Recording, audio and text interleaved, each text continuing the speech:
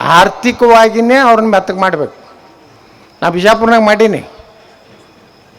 ಎಲ್ಲ ವಿಜಾಪುರ ಸಿಟಿ ಹೋಗಿ 35 ಕಡೆ ಕಾಯಿಪಲ್ಲೆ ಮಾರ್ಕೆಟ್ ಮಾಡೀನಿ.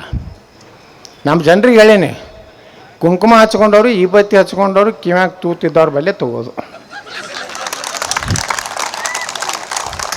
ಅವ್ರ ಬಲ್ಲಿ ತಗೋನೇ ಬೇಡ್ರಿ.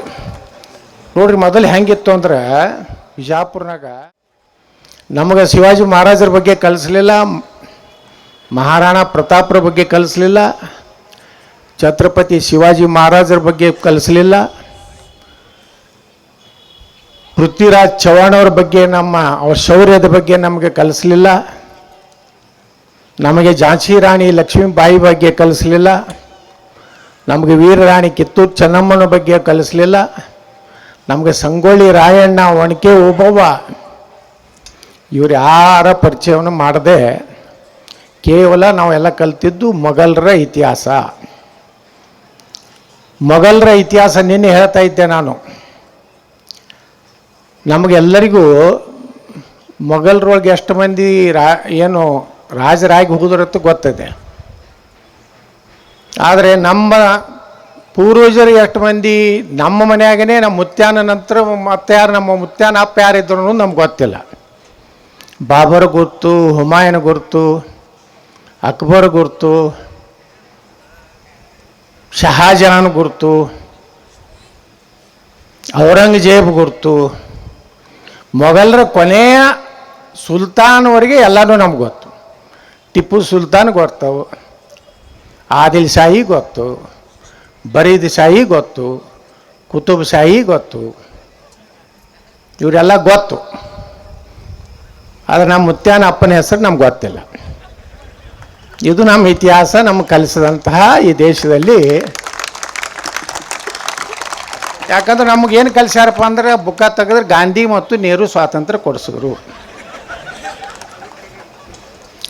ಇವತ್ತೊಬ್ಬ ಗಾಂಧಿಯ ಮಿಶ್ರ ತಳಿ ಒಂದು ಐತಿ.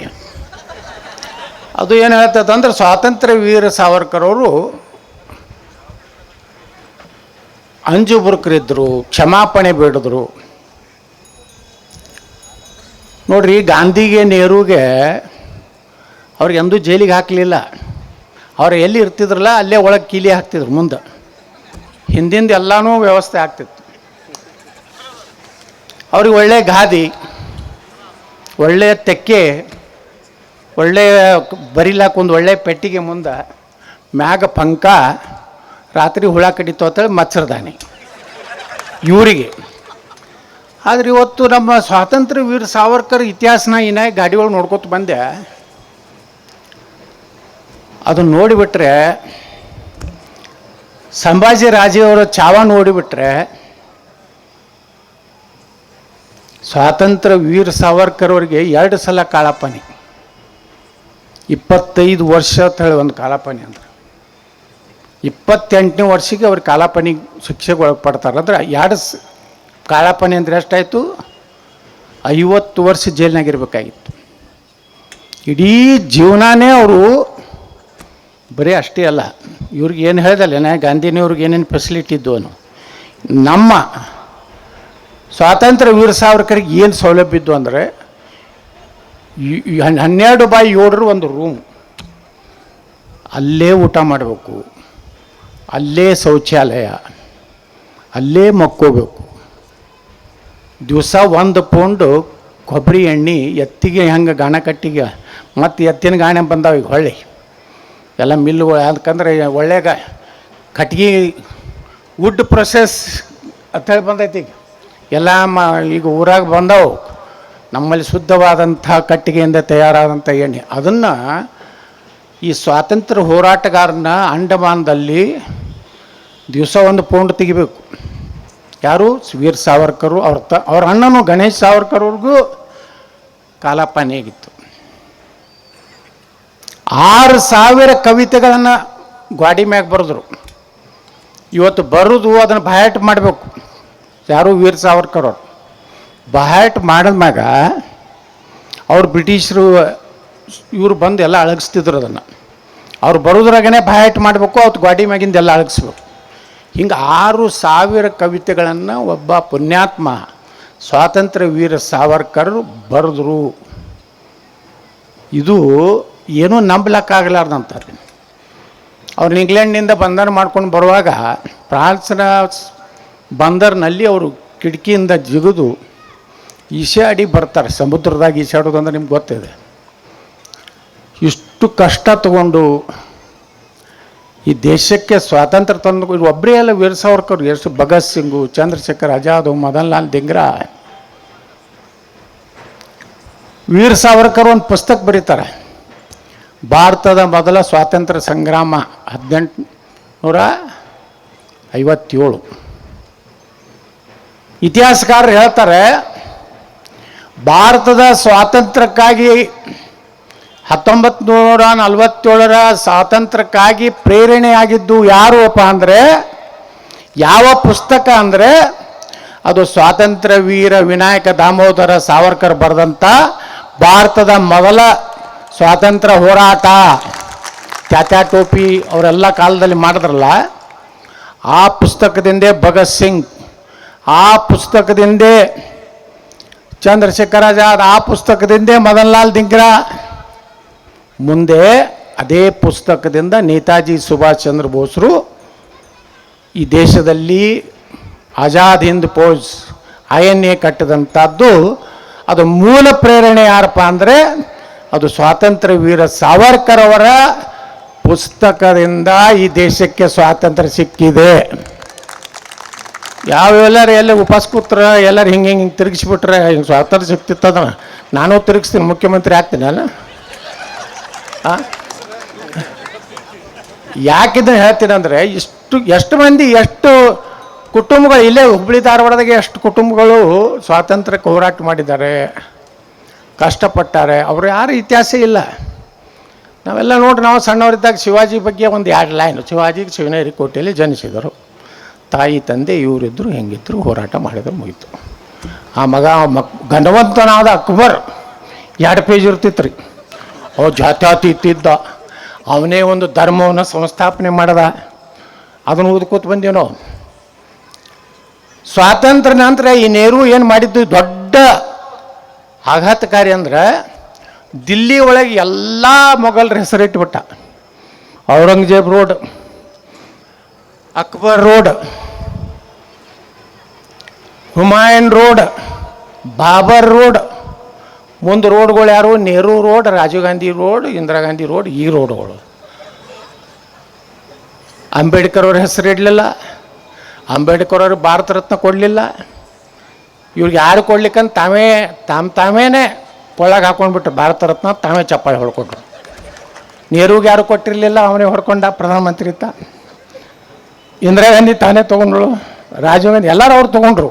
ಆದರೆ ಅಂಬೇಡ್ಕರ್ ಅವ್ರಿಗೆ ಯಾವಾಗ ಸಿಕ್ಕಿದ್ದಂದ್ರೆ, ಮೊರಾರ್ಜಿ ಭಾಯ್ ದೇಸಾಯಿ ಸರ್ಕಾರ, ಅಟಲ್ ಬಿಹಾರಿ ವಾಜಪೇಯಿ, ಲಾಲ್ ಕೃಷ್ಣ ಅದ್ವಾನಿ ಅವ್ರು ಬಂದಾಗ ಈ ದೇಶದ ಸಂವಿಧಾನ ಬರೆದಂಥ ಬಾಬಾ ಸಾಹೇಬರಿಗೆ ಭಾರತ ರತ್ನ ಸಿಕ್ತು. ಅಂಬೇಡ್ಕರ್ ಬಗ್ಗೆ ಎಲ್ಲೂ ಗೊತ್ತೇ ಇರಲಿಲ್ಲ, ಬರೀ ಸಂವಿಧಾನ ಬರೆದ್ರು, ಅಷ್ಟಕ್ಕೆ ಇಟ್ಟಿದ್ರು ಅವ್ರನ್ನ. ಆದರೆ ಅಂಬೇಡ್ಕರ್ ಅವರ ಭವಿಷ್ಯ ಅವತ್ತೇನು 1944 ಬಾಬಾ ಸಾಹೇಬ್ ಅಂಬೇಡ್ಕರ್ ಹೇಳಿದ್ರಲ್ಲ, ಅವ್ರು ಹೇಳಿದ್ರು, ನಾ ಈ ಮನುಷ್ಯಗೆ ಮಹಾತ್ಮ ಅಲ್ಲಕ್ಕೆ ನಾ ತಯಾರಿಲ್ಲ ಅಂತ ಹೇಳಿದ್ರು. BBC ಒಂದು ಇಂಟರ್ವ್ಯೂ ಒಳಗೆ, ಏನೋ ನಿನ್ನ ಕೇಸ್ ಹಾಕಿರ್ತಾರೆ, ಇನ್ನೂ ಹಾಕಲಿ ಬೇಕಾದಟ್ರಿ. ಅಂಬೇಡ್ಕರ್ ಅವ್ರು ಹೇಳಿದ್ದೇನೆ ನಾವು. ಅವ್ರು ಏನು ಹೇಳಿದ್ರು, ನನಗೆ ಅನಿಸ್ಲಿಲ್ಲ ಮಹಾತ್ಮ ಗಾಂಧಿ. ಒಮ್ಮೆ ಗಾಂಧಿಗೆ ನಾ ಭೇಟಿಗೆ ಹೋಗಿದ್ದೆ, ಅವ ಮಹಾತ್ಮ ತಗೊಳ್ಳೋಂಥ ಯಾವ ಅಂಶಗಳು ಕಾಣಿಸ್ಲಿಲ್ಲ ಅಂತಂದ್ರು ಅವರು. ಅವು ಒಳಗೊಂದಿದ್ದ ಹೊರಗೊಂದಿದ್ದ ಅಂತ ಯಾರು ಹೇಳಿದ್ದು? ಅಂಬೇಡ್ಕರ್ ಹೇಳ್ತಾರೆ. ಅಂಬೇಡ್ಕರ್ ಅವಾಗೆ ಭವಿಷ್ಯ ಹೇಳ್ಯಾರ ಭಾರತದ್ದು. ಭಾರತ ವಿಭಜನೆ ಆಗಬೇಕಾಗಿದ್ದರೆ ಭಾರತದಲ್ಲಿರುವ ಕಟ್ಟ ಕಡೆಯ ಮುಸ್ಲಿಂ ಪಾಕಿಸ್ತಾನಕ್ಕೆ ಹೋಗ್ಬೇಕು, ಪಾಕಿಸ್ತಾನದಲ್ಲಿರುವ ಹಿಂದೂ ಕಟ್ಟ ಕಡೆ ಹಿಂದೂ ಭಾರತಕ್ಕೆ ಬರಬೇಕು. ಇದು ಅಟಲ್ ಬಿಹಾರಿ ವಾಜಪೇಯಿ, ಲಾಲ್ ಕೃಷ್ಣ ಅದ್ವಾನಿ ಹೇಳಿದಲ್ಲ, ಇದು ಯಾರು ಹೇಳಿದ್ದು? ಭಾರತ ರತ್ನ ಡಾಕ್ಟರ್ ಬಾಬಾ ಸಾಹೇಬ್ ಅಂಬೇಡ್ಕರ್. ಯಾಕೆ ಅವರು ಇಲ್ಲಿ ಕಳಿಸ್ಬೇಕು, ಯಾಕೆ ಅಲ್ಲಿ ಅವ್ರು ಇಲ್ಲಿ ಬರಬೇಕು ಅನ್ನೋದಕ್ಕೆ ಅವ್ರು ಉದಾಹರಣೆ ಕೊಡ್ತಾರೆ. ಇಸ್ಲಾಂನಲ್ಲಿ ಮತ್ತೊಂದು ಧರ್ಮವನ್ನು ಸಹೋದರತ್ವದಿಂದ ನೋಡುವಂಥ ಯಾವುದೇ ಆ ಧರ್ಮದಲ್ಲಿ ಇಲ್ಲ. ಅವ್ರು ಯಾರು ಮತ್ತೊಬ್ಬರ ಅಣ್ಣ ತಮ್ಮರ ತಿಳ್ಕೋದಿಲ್ಲ. ನೀವೇನು ಕಿಸದಾಡಿ ಬಾಯಿ ಹಿಂದೂ ಮುಸ್ಲಿಂ ಬಾಯಿ ತಂದ್ರೂ ಅವ್ರೇನು ಎಂದೂ ಬಾಯಿ ಆಗೋದಿಲ್ಲ. ಯಾರು ಹೇಳಿದ್ದು? ಅಂಬೇಡ್ಕರ್ ಅವರು. ಅಂಬೇಡ್ಕರ್ಗೆ ಒಬ್ಬರು ಆಫರ್ ಕೊಡ್ತಾರೆ, ಹೈದರಾಬಾದ್ ನಿಜಾಮ ಏನು ಹೇಳ್ತಾನೆ ನೋಡ್ರಿ. ಅಂಬೇಡ್ಕರ್ ಅವ್ರು ಎಂಥ ಶ್ರೇಷ್ಠ ವ್ಯಕ್ತಿ ಇರ್ಬೇಕಂದ್ರೆ, ನಮ್ಮ ಸ್ವಾತಂತ್ರ್ಯ ಹೋರಾಟಗಾರರು ವೀರ್ ಸಾವರ್ಕರ್ ಅವ್ರು ಹಿಡಿದು ಭಗತ್ ಸಿಂಗ್ ವಯಸ್ಸು ಎಟ್ಟು ಗಲಿಗೆರ್ಸಿದಾಗ, ಚಂದ್ರಶೇಖರ್ ಆಜಾದ್ ಅವರೆಲ್ಲ ಜಾತಿ ಇತ್ತನ್ರಿ. ನೇತಾಜಿ ಸುಭಾಷ್ ಚಂದ್ರ ಬೋಸ್, ಅಂಬೇಡ್ಕರ್ ಅವರು ಹೇಳ್ತಾರೆ, ಈ ದೇಶಕ್ಕೆ ಸ್ವಾತಂತ್ರ್ಯ ಸಿಕ್ಕಿದ್ದು ಗಾಂಧಿ ಚರಕದಿಂದಲ್ಲ, ಎರಡನೇ ಮಹಾಯುದ್ಧದಲ್ಲಿ ಬ್ರಿಟಿಷರ ಸಂಪೂರ್ಣವಾಗಿ ಸೋತು ಆರ್ಥಿಕವಾಗಿ ದಿವಾಳಿಯಾಗಿದ್ದರು.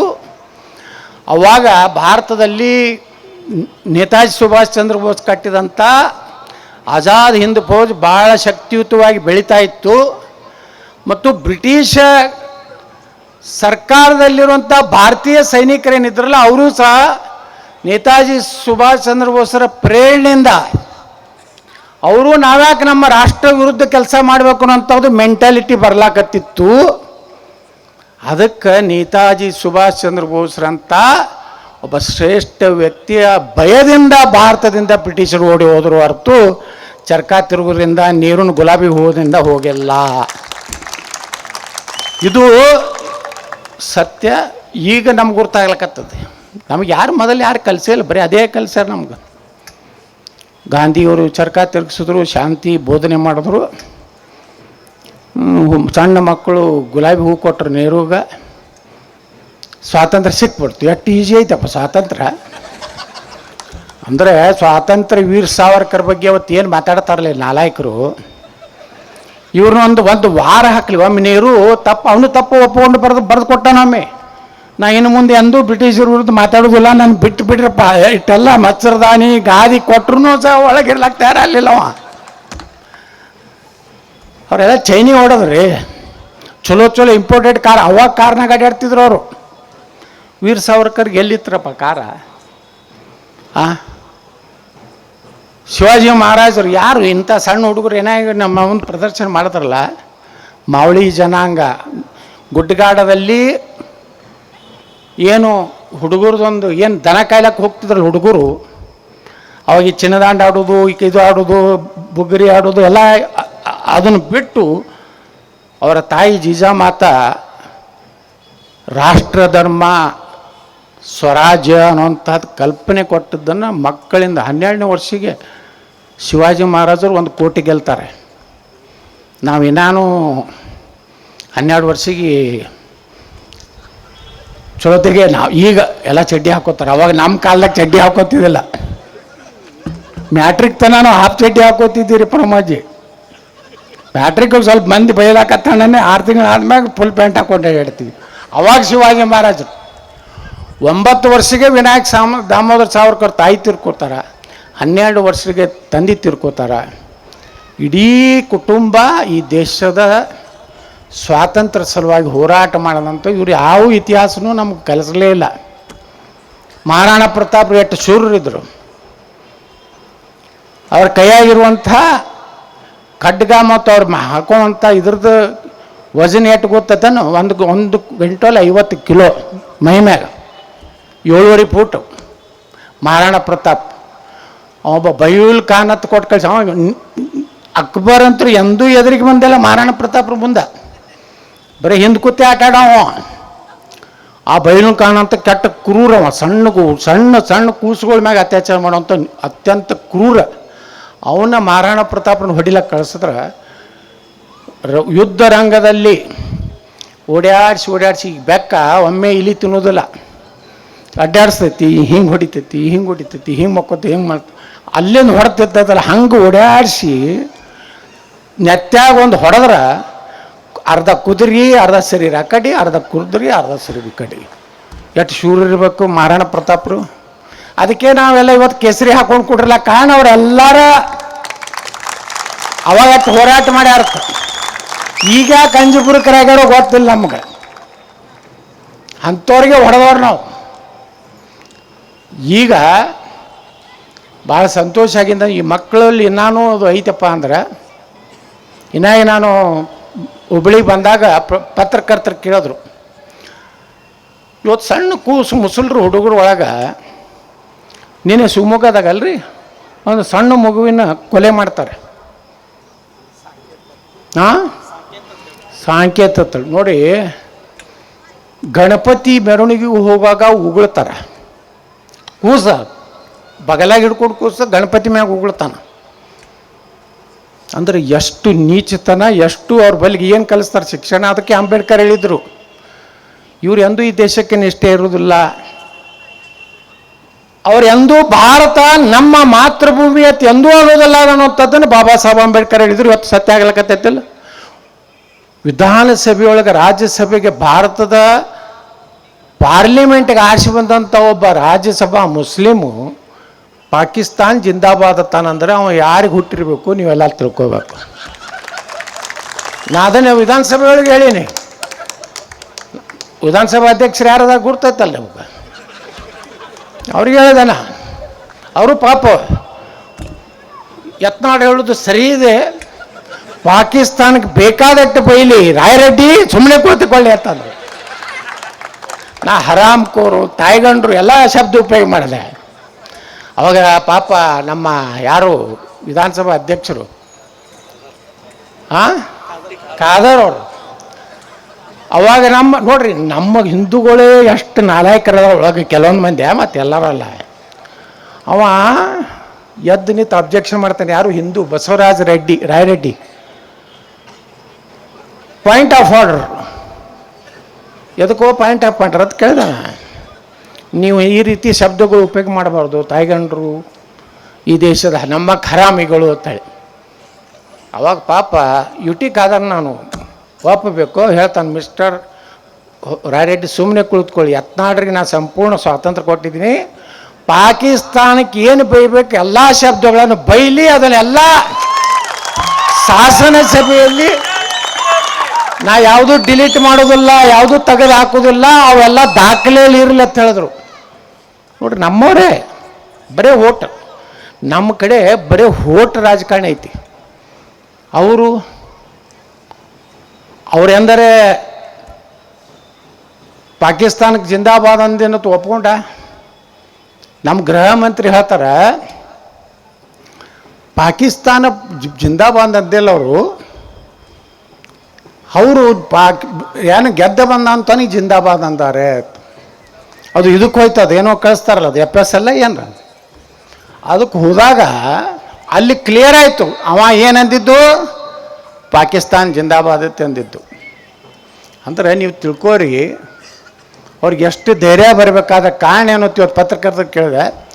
ಈ ದೇಶನಾಗ ಮದ್ರಸಾಗಳನ್ನು ಸಂಪೂರ್ಣವಾಗಿ ಬ್ಯಾನ್ ಮಾಡಬೇಕು, ಉರ್ದು ಶಾಲೆಗೆ ಬೇಕಾದಷ್ಟು ರೊಕ್ಕತ್ತ, ಕನ್ನಡ ಶಾಲೆಗೆ ನಾವೇ ರೂಮ್ ಬೇಡ್ಲಕತ್ತಿ ಕೊಡಲಾಗ್ತಾ ಇರಲಿಲ್ಲ. ಅವ್ರಿಗೆ ಇಲ್ಲೇ ಹೇಳಿದ್ರು ಹುಬ್ಳ್ಯಾಗ 10,000 ಕೋಟಿ ಅವ್ರಿಗೆ ಕೊಡ್ತಾರಂತ, ಕನ್ನಡ ಶಾಲೆಗಿಲ್ಲ. ಇವತ್ತೇನು ನಮ್ಮ ಮಕ್ಕಳು ಇವತ್ತು ಆತ್ಮರಕ್ಷಣೆ ಕೆಲವೊಂದು ಆಡೋದ್ರಲ್ಲ, ಕ್ರೀಡೆಗಳನ್ನು ಇದನ್ನು ಮಾಡೋದ್ರಲ್ಲ.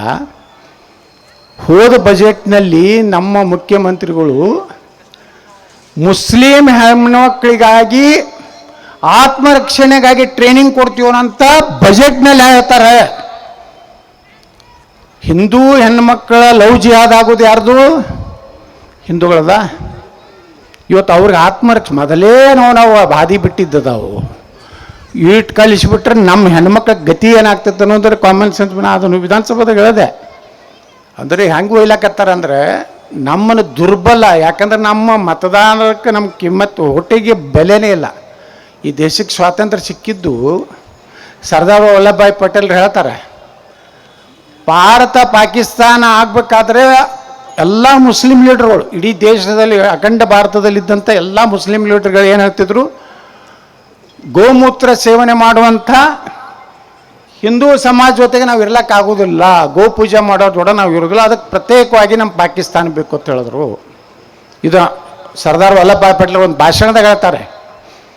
ಆದರೆ ಯಾವಾಗ ನಾವು ಎರಡು ವಿಭಾಗ ಮಾಡಬೇಕು ಭಾರತ ಅಂತೇಳಿ ನಿರ್ಣಯ ಆಗಿ ಸರ್ವಾನುಮತದ ಅಂಗೀಕಾರ ಆಗಿ ಪಾಕಿಸ್ತಾನ ಮತ್ತು ಭಾರತ ಎರಡು ಭಾಗ ಮಾಡ್ಬೇಕಂತ ನಿರ್ಣಯ ಮಾಡಿದ್ಮೇಲೆ ಕೆಲವೊಂದು ಮಂದಿ ಧ್ವನಿ ಬೇರೆ ಆಯಿತು, ದಾಟಿ ಬೇರೆ ಆಯಿತು, ಇಲ್ಲ ನಾವು ಭಾರತದಲ್ಲೇ ಇರ್ತೀವಿ, ಹಿಂದೂಗಳ ಜೊತೆಗೆ ಅಣತಂಬರಂಗಿರ್ತೀವಿ ಅನ್ನುವಂಥ ಹೊಸ ನಾಟಕ ಪ್ರಾರಂಭ ಮಾಡಿದ್ರು. ಏಕೈಸ ನಾಟಕ ಚಾಲು ಹೋಗಯಾತ್. ಸರ್ದಾರ್ ವಲ್ಲಭಭಾಯ್ ಪಟೇಲ್ರು ಒಂದು ಕಡೆ ಭಾಷಣದಾಗ ಹೇಳ್ತಾರೆ, ಇವೆಲ್ಲ ಎಂದರೆ ನಾವು ಕೇಳಿದ್ದೀವನ್ರಿ, ಇವೆಲ್ಲ ಅಂಬೇಡ್ಕರ್ ಅವ್ರು ಹೇಳಿದ್ದು ಕೇಳಿದ್ದೀವಿ, ವೀರ್ ಸಾವರ್ಕರ್ ಅವ್ರ ಪರಿಶ್ರಮ ಕೇಳಿದ್ದೀವಿ, ಸರ್ದಾರ್ ವಲ್ಲಭಭಾಯ್ ಪಟೇಲ್ದು ಏನು ವಿಚಾರ ಇತ್ತು, ಮತ್ತು ಗಾಂಧಿ 50 ಕೋಟಿ ರೂಪಾಯಿ ಕೊಡುವಂದ ಇದಕ್ಕೆ ಪಾಕಿಸ್ತಾನಕ್ಕೆ. ಪಾಪ ಬಡವ್ರು ಅದಾರೆ, ಹಿಂದೂಗಳು ಹೊರಸೋರಿ ಮರ್ಡರ್ ಆಗ್ರಿ ಏನಾಗ್ತದೆ ಅಂತ ಹೇಳಿದ್ರು ಗಾಂಧಿ ಅಂದಾಗ. ಇವತ್ತಿಗೂ ಸಹ ಇವತ್ತೇನು ಭಾರತದಲ್ಲಿ ನಮ್ಮ ಅಟಲ್ ಬಿಹಾರಿ ವಾಜಪೇಯಿ ಒಂದು ಮಾತು ಹೇಳ್ತಾರೆ ವೀರ್ ಸಾವರ್ಕರ್ ಬಗ್ಗೆ. ವೀರ್ ಸಾವರ್ಕರ್ನ ಈ ರೀತಿ ಹೋಗತ್ತಾರೆ ಅಟಲ್ ಬಿಹಾರಿ ವಾಜಪೇಯಿ ಅಂತ ಒಂದು ಶಕ್ತಿ, ಅದೊಂದು ಬಿರುಗಾಳಿದ್ದಂಗೆ, ಅದೊಂದು ಬೆಂಕಿದ್ದಂಗೆ, ಅದೊಂದು ಚಂಡಮಾರುತ ಇದ್ದಂಗೆ.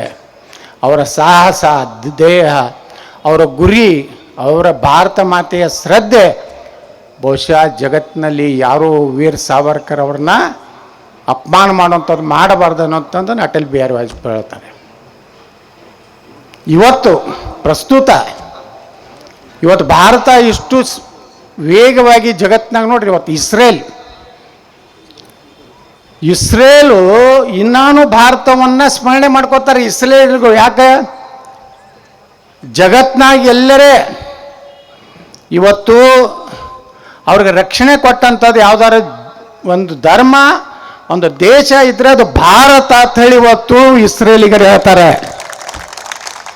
ಇಸ್ರೇಲಕ್ಕೆ ಹೋಗ್ಲಕ್ಕೆ ಭಾರತದ ಪ್ರಧಾನಮಂತ್ರಿಗಳು ಅನ್ಸುತ್ತಿದ್ರು, ಅಲ್ಲಿ ಹೋದ್ರೆ ಎಲ್ಲ ಸಾಹೇಬ್ರು ಕೂಡಿ ನಮ್ಗೆ ಹೊಡಿತಾರೆ ತಿರುಗಿ ಚಿಂತಿ ಹೋಗ್ತಿದೆಯಲ್ಲ. ಇಸ್ರೇಲ್ಗೆ ಹೋಗೋದು ಅಂದ್ರೆ ಮೊದಲು ವಾಜಪೇಯಿ ಅವರು ಅವ್ರಿಗೆ ಭಾರತದಲ್ಲಿ ವಿದೇಶಾಂಗ ಕಚೇರಿ ತೆಗಿಲಕ್ಕೆ ಪ್ರಾರಂಭ ಕೊಟ್ಟರು.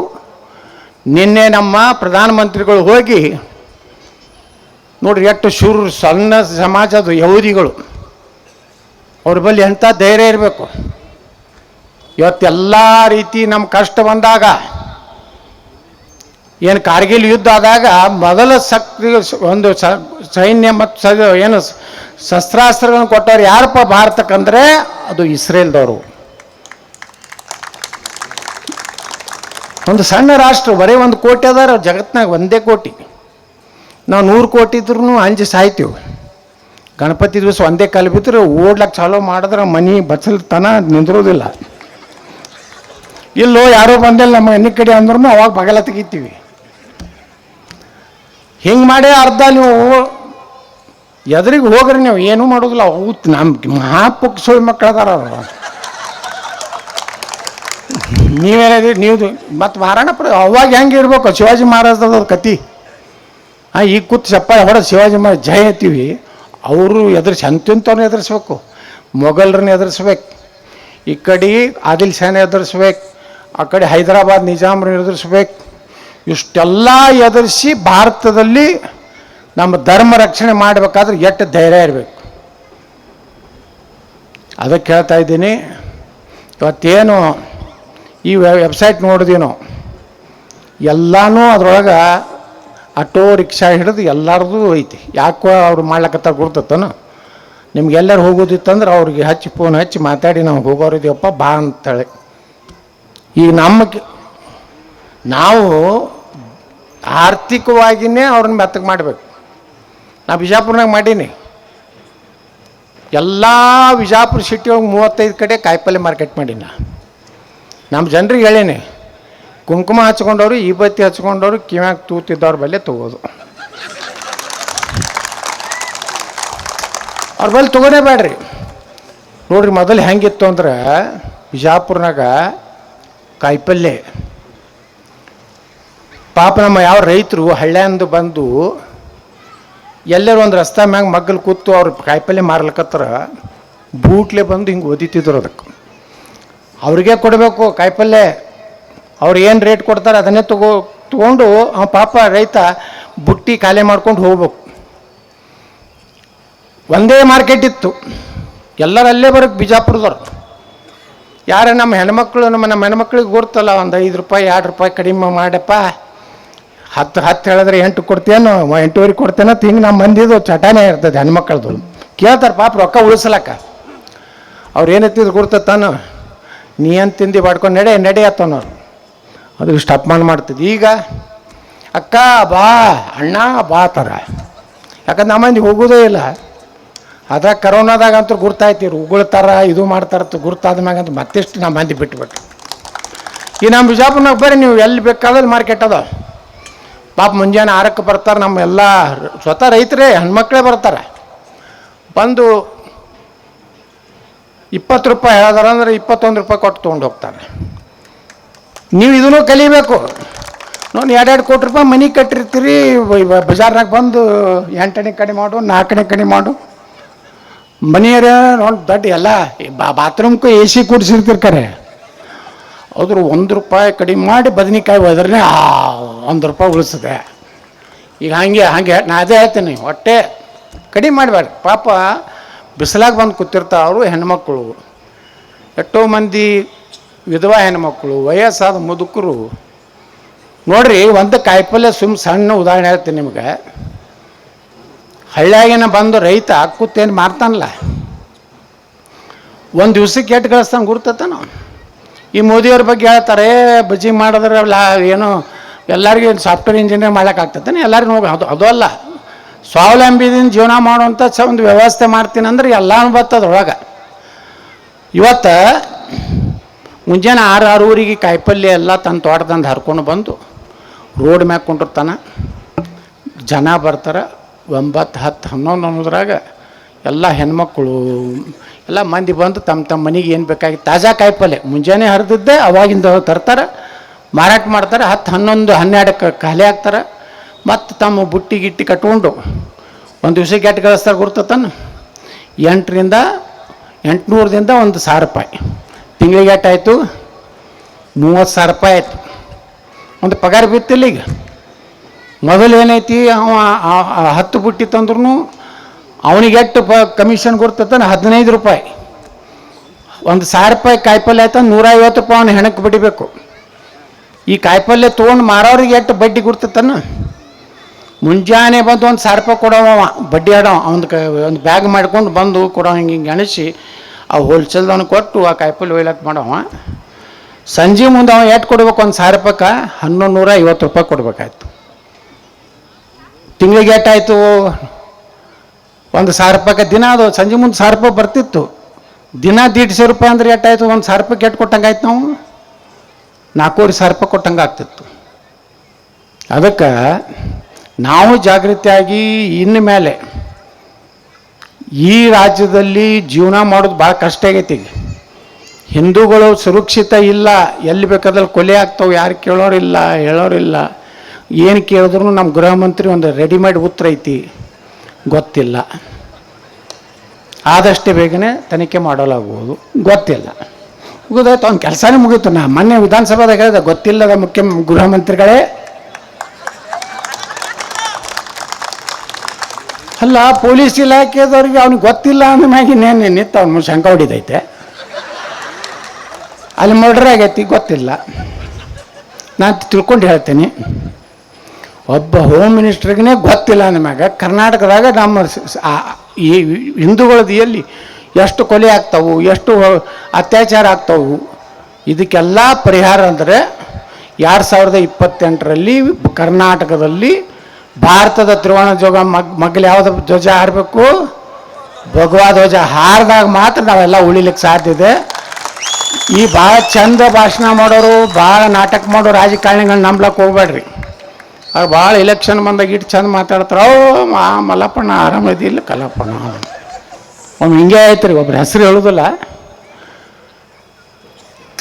ಏನು ನಡ್ಸ್ಯಾರ ನಿಮ್ಮ ಅಪ್ಪವ್ರು, ನಿನ್ನೆ ನನಗೆ ಸಿಕ್ಕಿದ್ರು ಮಾರ್ಕೆಟ್ನಾಗ ಅಂದ್ಬಿಟ್ಟ. ಅವ ಅಂದ, ನಮ್ಮ ಅಪ್ಪ ಸತ್ತು 10 ವರ್ಷ ಆಯ್ತು ರೀ ಅಂದ. ಅವ ಗಾಬರಿ ಅಂದ, ಇಲ್ಲ ಇಲ್ಲ ಇಲ್ಲ ಇಲ್ಲ ಅವ್ರಂಗೆ ಕಾಣಿಸಿದ್ರು. ಹೌದು ಮಗನ, ಹಿಂಗೆ ಇಂಥ ಮಳ್ಳು ಆಗುವಂಥದಕ್ಕೆ ತಲೆ ಕೆಡಿಸೋಬೇಡ್ರಿ. ಇವತ್ತೇನು ಈ ಕಾರ್ಯಕ್ರಮ ನಮಗೆ ಪ್ರೇರಣೆ ಆಗಿದ್ದಂದ್ರೆ ಆ ಮಕ್ಕಳು ಮಾಡೋದಂಥದ್ದು. ಮುಂದೆ ಪ್ರಮೋದ್ ಮುತಾಲಿಕರು ನಮಗೇನಾರು ಅವಕಾಶ ಸಿಕ್ತು ಕರ್ನಾಟಕದ ಅಂದ್ರೆ ಅವೆಲ್ಲ ನಮ್ಮ ಮಕ್ಕಳ ಒಂದು ಇದರಲ್ಲಿ ಸಾರಿಗೆ ಕ್ರೀಡೆಯಲ್ಲಿ ಇದನ್ನೆಲ್ಲಾನು ಕಂಪಲ್ಸರಿ ಕಡ್ಡಾಯವಾಗಿ ಮಾಡುವಂಥ ಕೆಲಸ ನಾವು ಮಾಡ್ತೀವಿ. ಮತ್ತು ನೀವು ತಪ್ಪಿ ನಾವು ಕಠಿಣ ಕ್ರಮ ಕೈಗೊಳ್ಳಲಾಗುವುದು ಅನ್ನೋಂಥ ಆರಿಸ್ತಂದ್ರೆ ಅವ್ರು ಕಠಿಣ ಕ್ರಮ ಕೈಗೊಟ್ಟೇ ಹೋಗ್ತಾರೆ. ಅವರು ಹುಬ್ಬಳ್ಳಿ ಪೊಲೀಸ್ ಸ್ಟೇಷನ್ ಬೆಂಕಿ ಹಚ್ಚಿದ್ರು ಶೀಘ್ರವಾಗಿ ಅತಿ ಕಠಿಣ ಕ್ರಮ ಕೈಗೊಳ್ಳಲಾಗುವುದು. ಪೊಲೀಸರು ಜೀಪ್ ಮ್ಯಾಗ ನಿಂತು ಹೊಡೆದ್ರೂ ಅತಿ ಶೀಘ್ರ ಅತ್ಯಂತ ಕಠಿಣ ಕ್ರಮ ಕೈಗೊಳ್ಳಲಾಗುವುದು. ಏನು ಚಂಡನು ಮಾಡಲಿಲ್ಲ, ಅದಕ್ಕೆ ನಮ್ಮ ಪರಿಸ್ಥಿತಿ ಹಿಂಗಾಗ್ಯದೆ. ಅದಕ್ಕೆ ನಾವೆಲ್ಲ ಈ ದಂಡಿಗೆ ಬಂದೀವಿ. 28ರ ನೆನಪಿಡ್ರಿ, ಸ್ವಾತಂತ್ರ್ಯ ವೀರ ಸಾವರ್ಕರ್ ಅವರು ನಾ ಹೇಳಿಲ್ಲ, ಮುಂದೆ ಏನಾರೇ ಗಣಪತಿ ಮ್ಯಾಗ ಕಲ್ಲು ಹೋಗದ್ರ, ಶ್ರೀರಾಮನವಮಿ ಮ್ಯಾಗ ಕಲ್ಲು ಹೋಗದ್ರ ಅವ್ರದ್ದೆಲ್ಲ ಮೊದಲೇ ಸರ್ವೆ ಮಾಡಿಸ್ಬಿಡ್ತೀನಿ ನಾ ಬಂದ್ಕೊಳ್ಳೇನೆ.